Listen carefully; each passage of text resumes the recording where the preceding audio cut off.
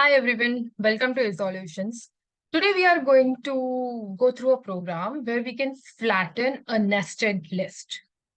How we'll start is we are going to define a function named flatten list, and we'll give the nested list as one of the arguments in that function. Next, we are going to define a local variable flatten list, which is an empty list.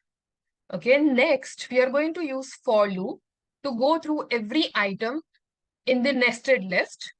And if is instance, so we are going to check if is instance is an inbuilt Python function where it checks if the item is inside the list or not. If is instance is true, flattened list dot extend. So it will extend the list, okay, and the item will go into the another list, the new list. Else, flat list dot append item. If it is not a nested list, it's going to keep appending to the existing list. And finally, we are going to return the flattened list, the final list. Now, let's go through an example. How we're going to do is nested. This is the nested list. As you can see, 2, 3 is one list, 5, 6 is one list, and 4 and 5, 6 are two elements in one list. Okay, so here first we are going to print original list.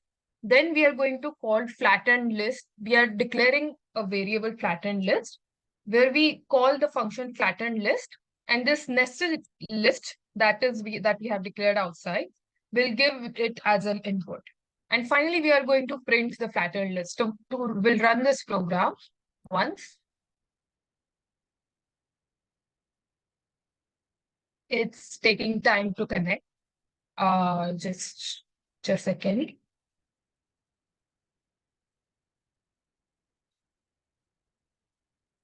There it is. So original nested list, you can see there are,